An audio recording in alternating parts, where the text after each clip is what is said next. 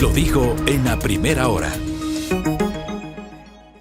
Antes hablemos de temas de salud. Ojo con esta entrevista, va a ser interesante para conocer un poquito qué está ocurriendo en el ámbito de la salud. Está con nosotros el doctor Antonio Naranjo.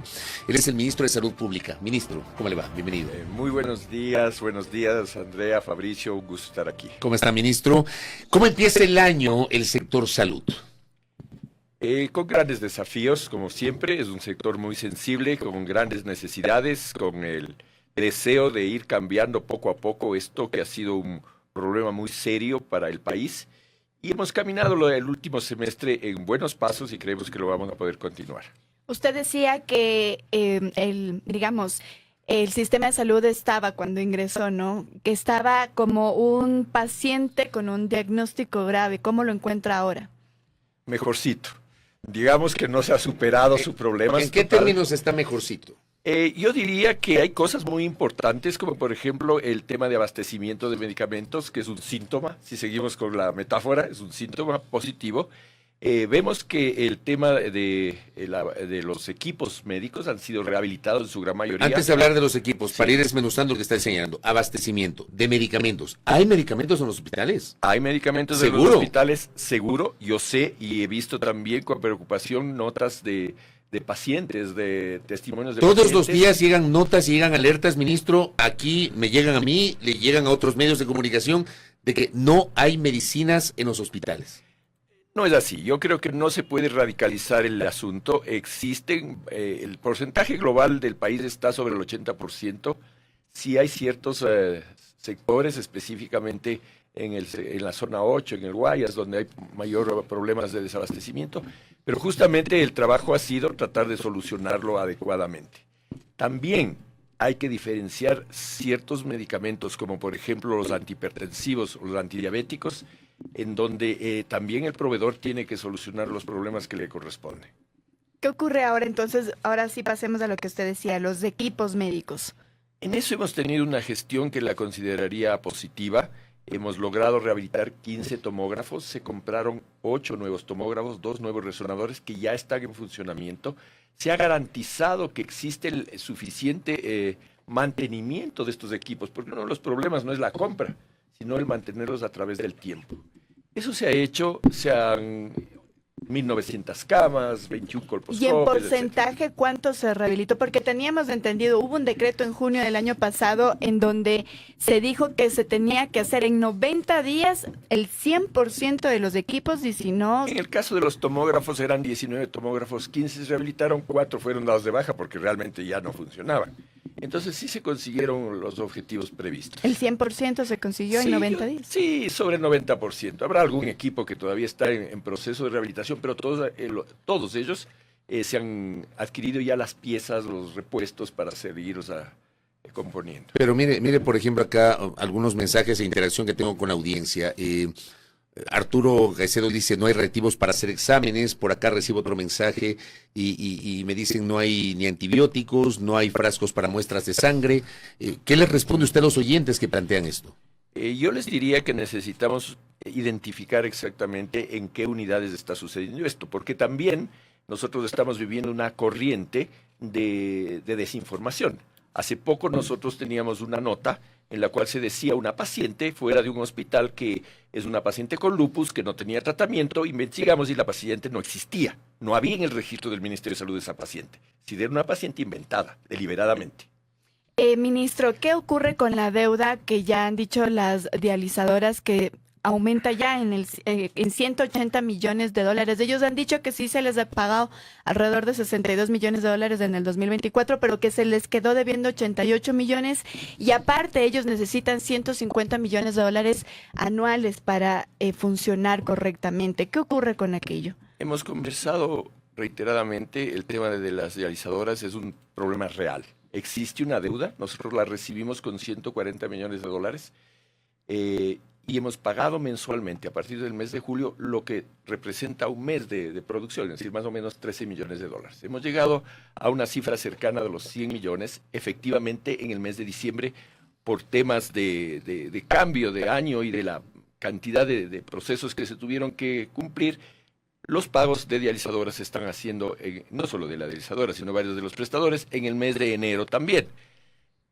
Habla del cierre del año fiscal. Sabía cómo hacer pagos hasta el 15, me parece. Claro, claro. Y ahí es un poco difícil porque es coordinar el envío de las facturas, el que se establezcan las auditorías necesarias. Es decir, sí se hace un poco más complicado desde el punto de vista administrativo. Pero entonces, ¿en cuánto está la deuda de las dializadoras en este momento? Alrededor de 150 millones. Ellos dicen 150 en este momento.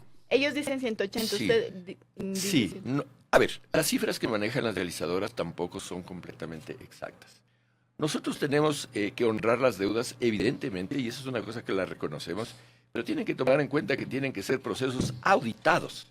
Mientras no se genere la auditoría, por ejemplo, de los 2 últimos meses, noviembre y diciembre, nosotros no podemos asumir con una deuda, porque puede ser que en esa auditoría se encuentre que no existen los pagos necesarios. Entonces, en esa brecha, pero independientemente de eso, es una cifra muy alta, y desgraciadamente es una herencia que hemos tenido y que tenemos que de alguna manera solucionar. Pero el problema, y eso es lo que yo quiero hacer entender a la ciudadanía, el problema no es seguir pagando a realizadoras. El problema es de alguna manera frenar la generación de pacientes con insuficiencia renal crónica. Porque si no, esto va a seguir como una espiral que va creciendo y no va a tener fin. ¿Y cómo prevén entonces solucionar esa deuda de 150 o 180 millones? Lo que estamos haciendo con los proveedores externos, también hay que reconocer que nosotros estamos tratando de resolver los problemas antiguos y también el día a día.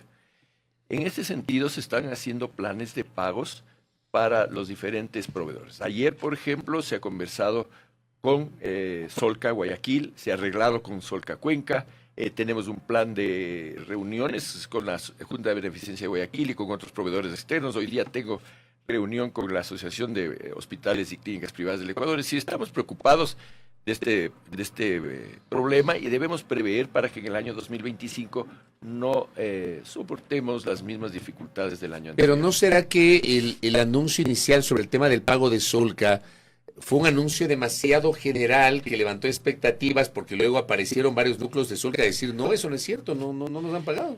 Incluso yo tengo referencias, ¿verdad? De un núcleo de Solca de una de las provincias. Tengo esta referencia de que apenas escucharon el anuncio del presidente, los proveedores, obviamente, en su legítimo derecho, golpearon para que les paguen. La gente de Solca dijo, no tenemos la plata, no nos han pagado. O sea, no fue tanto así como se anunció, ministro. Yo creo que hay que diferenciar lo que es un pago completo y de una sola, en cash, y la otra es hacer un plan de pagos. Yo puedo decirles de este momento, yo estoy arreglando con Solca Cuenca, por ejemplo, y gracias a ello se ha logrado que se reinicien las operaciones. Después de 13 meses que estuvieron paradas, en el mes de diciembre se ha solucionado y se ha vuelto a atender a los pacientes. Pero una cosa es hacer un plan de pagos y otra cosa es haber pagado totalmente la deuda. Entonces sí es un poco complicado y hay que enfrentarlo de esa manera. Ministro, nosotros hemos escuchado, no solo ahora, sino en varios años, que en los hospitales públicos, digamos, hay una especie de mafia que no deja que hayan servicios, etcétera. ¿Ustedes han encontrado lo mismo ahí? Y que, no sé, si su respuesta es afirmativa, ¿qué soluciones han encontrado para aquello? Desgraciadamente sí hay, y hay casos puntuales y casos mucho más complejos. Por ejemplo, nosotros, le voy a citar dos casos. Uno, la compra de un equipo, había 2 proveedores que entraron a concurso y en el momento en que se hizo la selección se estableció más o menos, es que tiene que estar con camisa amarilla y con unos puntitos rojos, es decir, solamente puede cumplir uno, el otro no. Eso es una manera de corrupción porque prácticamente está eliminando a uno de los 2 participantes. Nosotros hicimos caer ese proceso. Otro caso. El típico caso de los pacientes que tienen que ser derivados. ¿Por qué se derivan los pacientes? Porque no hay el servicio en el hospital. ¿Por qué no hay el servicio en el hospital? Porque no les conviene. Porque llega el paciente y es enviado a la clínica de al frente donde el médico o el tecnólogo es socio. Entonces eso hay que cortar, pero como comprenderá, esa situación es difícil porque es una práctica arraigada, sobre todo en ciertas zonas. Entonces nosotros fuimos, por ejemplo, a una ciudad de la costa, de la provincia de Manamí, encontramos la ambulancia botada, cerrada y dañada. ¿Por qué está dañada? Porque no tenemos los $2,000 para la reparación. Arregló enseguida la señora que tenía la ambulancia privada, estaba con una catabea. Ministro, págueme esto que me están debiendo. Le dije, a ver, si yo tendría este dinero, ¿qué cree que haría? ¿Arreglar la ambulancia? ¿Arreglar la ambulancia? O pagarle a usted, arreglar la ambulancia. Entonces eso voy a hacer, señora, no le voy a pagar a usted. Porque es el Pero colmo, también tiene derecho la señora de cobrar. Pero tiene derecho, pero lo malo es haberle generado. Eso le iba a decir, o sea, lo malo es haber generado, Claro. tenías que haber utilizado esa plata y arreglar la ambulancia, Claro. no contratar un externo. El externo también tiene derecho de cobrar, ¿no? Absolutamente, ya prestó el servicio, ¿no es cierto? Por eso tiene derecho de cobrar. El problema no es la señora que prestó el pero servicio. si se da cuenta, es un círculo que es Claro. que hay que romperlo. Y claro, uno ve casos individuales, uno emite disposiciones, ejerce sistemas de control. Por ejemplo, nosotros a la vez que hemos hecho la reparación de los tomógrafos, hemos establecido un sistema de control de derivaciones, porque es de suponerse, si ya tengo el tomógrafo, no debería haber derivaciones de tomografía en esa ciudad o en ese cantón. Entonces, ese tipo de controles se está haciendo. ¿Ha habido despidos por eso? Ha habido despidos, ha habido acción de Contraloría, ha habido acción de Fiscalía. Ujú.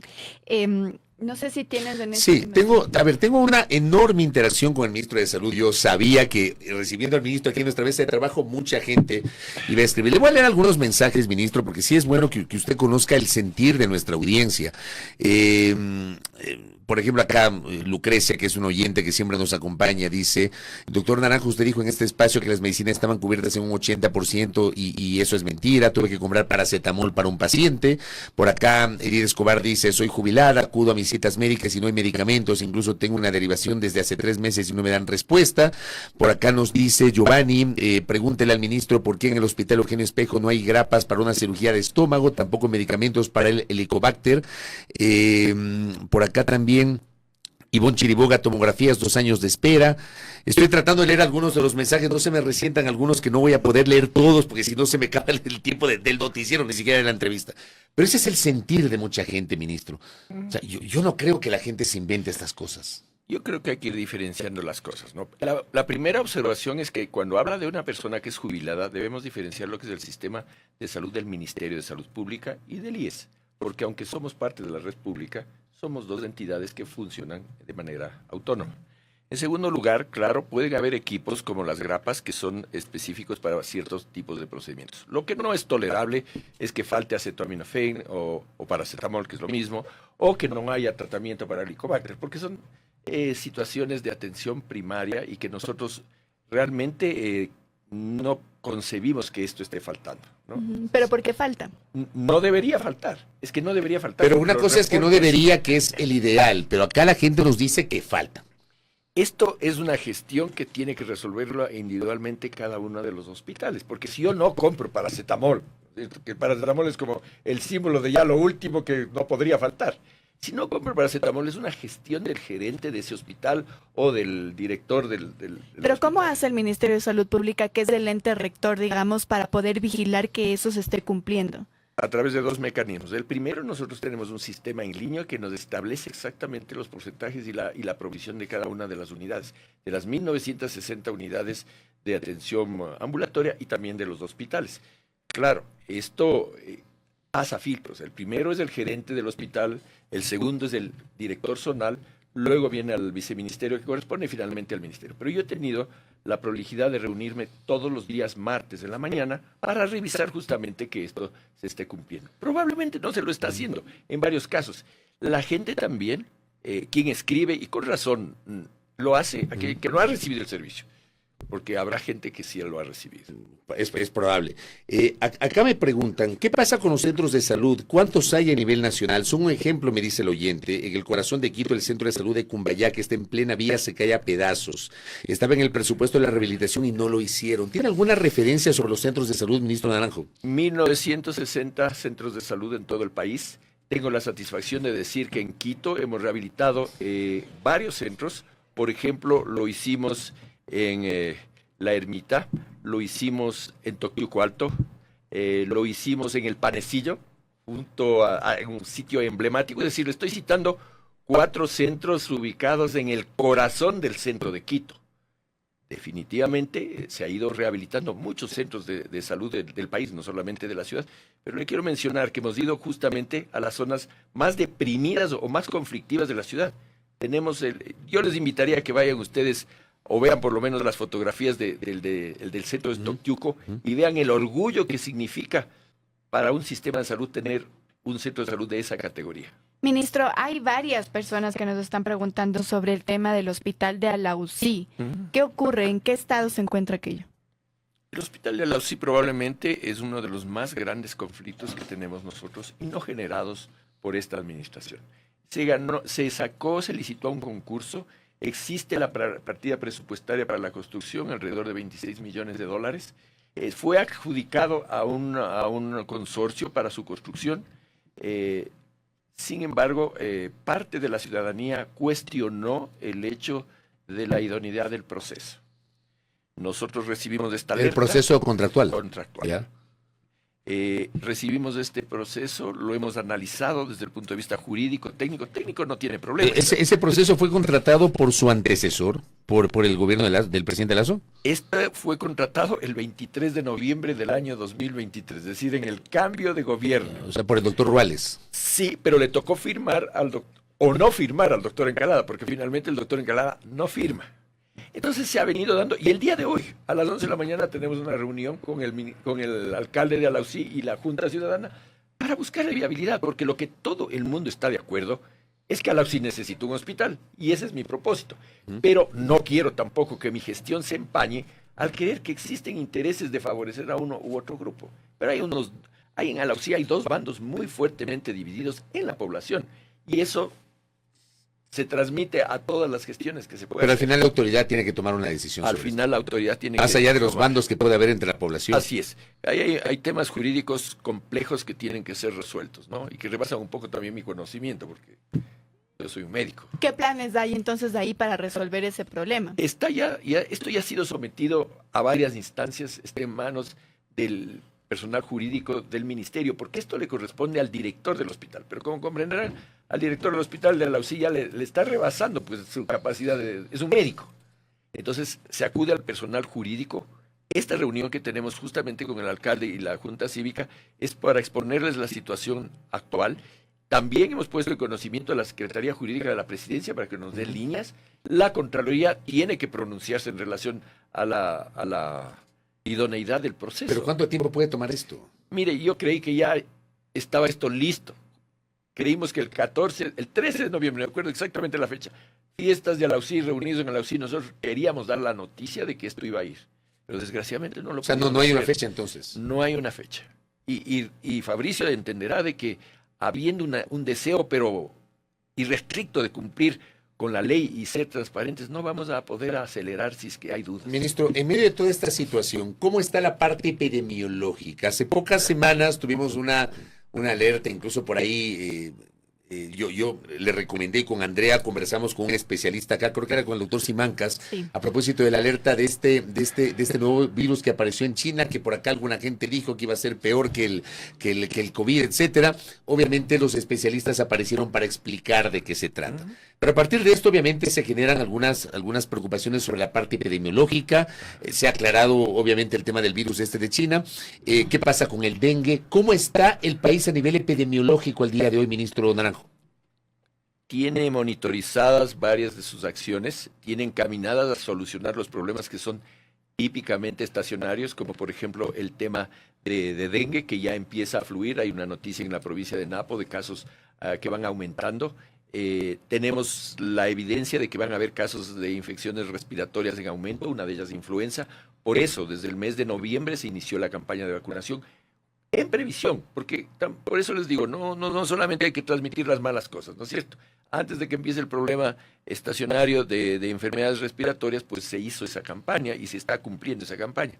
Hay otros problemas que también son de orden de epidemiológico, como por ejemplo HIV, que tiene un programa muy fuerte el gobierno nacional, tuberculosis. Hay una noticia que el país debe realmente emocionarse, y es que estamos a punto de declararse un país que eliminó la malaria, que eliminó el paludismo. 2025, uno de los objetivos es eso, 300 y pico de casos en el año. Entonces son cosas buenas. Pero respecto a la epidemia, ministro, le quisiera preguntar también si es que hay tal vez preocupación de parte del Ministerio de Salud Pública respecto a la decisión que ha tomado Estados Unidos de sacar a la OMS de Estados Unidos. Bueno, usted pone el dedo en la llaga. Realmente es una decisión que hay que pensarla y meditarla muy bien. Creemos nosotros que no es tan fácil tampoco para los Estados Unidos salirse de la OMS. Es un organismo internacional que no lo va a hacer, pero sí lo que puede pasar es cortar los apoyos económicos. Claro, y eso Y esa es la podría primera medida que probablemente va a poner en hacer riesgo el tema de epidemias, y ¿no? va a tener impacto, ¿no? El día de ayer yo conversé con la delegada de OPS justamente sobre varios temas, pero uno de ellos, el tema de la salida de Estados Unidos, y OPS, la Organización Panamericana de la Salud, no ve todavía como una situación inminente, una alerta. Pero de todas maneras habrá que articular mecanismos de defensa y esperar que no llegue a ser el impacto, porque obviamente Estados Sí Unidos... les preocupa. Claro, Estados Unidos es un país importante en la generación de conocimiento y en el apoyo también. Ministro, 2024, ¿con qué ejecución presupuestaria cerraron? 93 del gasto financiado, 93%. ¿Y cómo está la proyección para 2025? Bueno, es un mes que, digamos, es un año que tiene que tener presupuesto, Presupuesto prorrogado, porque es un año electoral, claro. Entonces tenemos que trabajar en base a esto. Hemos también conversado ya con el Ministerio de Finanzas y con Planificación. Existen necesidades en el sector salud que tenemos que buscarlas, porque no es solamente cuestión de eficiencia. Nosotros podemos con eficiencia mejorar, con creatividad podemos mejorar, con apoyos externos podemos mejorar, pero finalmente necesitamos presupuesto. Y está consciente el gobierno central de lo sensible que es salud y tiene que apoyar. Ese presupuesto, esa ejecución del 93% es una ejecución adecuada dentro del funcionamiento del Estado, de la cosa pública, ministro. Es bueno. Yo diría que lo ideal sería llegar a 100%. Uno cuando está acostumbrado a sacar las calificaciones 100% quiere 100%. Creo que nadie llega al 100% de ejecución presupuestaria. Pero digo, ¿se pudo haber ejecutado más? Sí, por supuesto. Pero ¿de que qué sí. dependió no haber logrado ejecutar más? A ver, dos cosas. La primera, que en primer semestre muy baja ejecución. ¿Pero por qué? ¿No había plata? No había presupuesto y obviamente también parte gestión, ¿no? Entonces nosotros en el segundo semestre hemos hecho un gran esfuerzo, pero también hay que reconocer de que varios de los dueños de los proyectos, digamos así, de la gente que ejecuta en el ministerio, tiene que hacer las cosas de manera planificada, porque si no es como hacer el deber la víspera. Y por eso es que no se puede llegar al 100%. Ministro, antes ya de ir finalizando, quisiera también preguntarle sobre el tema seguridad en todo el sistema de salud pública. Hemos visto que se han activado algunos, estos denominados código plata, pero ¿cómo se está vigilando también, preveyendo que esto no ocurra dentro de los centros de salud, dentro de los hospitales? Primero, gran aporte del Ministerio del Interior en este sentido. Segundo, generar protocolos. Y tercero, considerar... ¿Están generando protocolos? No, existen los protocolos. El Código Plata es justamente un protocolo de defensa, digamos, de la institución. El hospital, el área de salud es un área de bandera blanca, es un área de paz. No nos interesa quién viene, lo tenemos que atender, ¿cierto? Pero claro, el personal ha estado expuesto y realmente en las visitas que hemos hecho en territorio, mire, ministro, tenga cuidado porque aquí hay 8 o 9 códigos Plata hospitalizados. Entonces, una cosa impresionante. Entonces sí hay que trabajar seriamente en esto, pero esto no es un trabajo exclusivo, y esto es importante, de que el Ministerio de Salud o que los hospitales estén protegidos. Este es un trabajo de la sociedad para solucionar este problema tan grave de la seguridad. Ministro, tenía por acá una consulta más antes de ir finalizando. Acá me dice un oyente sobre el tarifario. Me dice, el tarifario nacional está desactualizado desde el 2014. ¿Hay algún proceso que busque actualización? Ya estamos trabajando en eso. Justamente esto es una realidad. O sea, un tarifario que tiene 10 años de funcionamiento. No sirve. No sirve. Imagínese. ¿Cada qué tiempo debería actualizarse el tarifario? 2 años, diría yo, que es una... Porque es un trabajo arduo, no es un trabajo de media hora, pero... Sí, pero no puede pasar 10 años. Claro. Y lo mismo pasa... Imagínese usted con las tarifas hace 10 años, no tiene sentido. Y lo mismo pasa con el cuadro básico de medicamentos, del cual estamos en el mes próximo de... No terminaron en el 2024, no alcanzamos, porque eso también fue una propuesta. Pero lo vamos a hacer el próximo mes, sí, estamos muy cerca, sí, de nuevo, es mucho trabajo, pero lo estamos haciendo ya. Y también la determinación del cálculo de la fórmula para el techo del precio de los medicamentos. Es otra de las cosas que a mí me tienen dando vueltas y que tenemos que hacerlo. Y hay otra cosa que, Fabricio, y usted me conoce, y esto es una cuestión que lo afirmo. Esta es una acción que no depende de la coyuntura política, no es una afirmación política, es una necesidad de salud. Este otro ministro, este otro gobierno, tendrán que hacerlo, porque es una necesidad de salud hacerlo. Ministro, acá me dicen, tengo mis 2 hijos médicos, terminaron la rural, no hay trabajo. pero faltan médicos en los hospitales públicos. No sé si dentro de la planificación está contemplada la contratación de profesionales de la salud. ¿Cómo Sí. está este proceso? Sí, la brecha de talento humano es grande. Desgraciadamente, y en eso también hay que reconocer, ha habido una mala planificación de parte de las universidades con el ministerio. Entonces, ¿qué es lo que sucede? Terminamos con médicos generales y no hay suficientes especialidades, o terminamos con especialistas en áreas que hay en exceso y en otras en defecto. Entonces, no ha habido una buena planificación desde la academia con el ministerio para llenar esas necesidades. Por otro lado, también estamos conscientes de que ha habido una restricción de la contratación de nuevo talento humano. Lo hicimos hace poco. Hace poco se contrataron nuevos profesionales, pero claro, esto es bien a cuentagotas por justamente cumplir con el tema presupuestario. Oye, solamente para cerrar, acá me escribe Andrés Limongi, que dice un saludo desde Italia. Mándele un saludo al doctor Naranjo, que fue mi doctor de metabólicas, dice, ¿ah? Para que vea que le escuchan en Italia Sí. ¿Cómo no? Me acuerdo. un Sí, saludo cómo le envía a Andrés. ¿Ah? Ministro, gracias por el tiempo. Siempre un Gracias, gusto conversar ministro. con usted. Buenos Y días. gracias también por absorber las inquietudes de la audiencia, que creo que es importante tener a la autoridad en primera línea, conversando igualmente con nosotros, a través de nosotros con la audiencia, y tratando de un poquito de saber qué está pasando con el sector salud. Muy gentil, ministro. Gracias, ministro. Antonio Naranjo, ministro de Salud, aquí en A Primera Hora. Primera plana. Todas las noticias, todas las voces.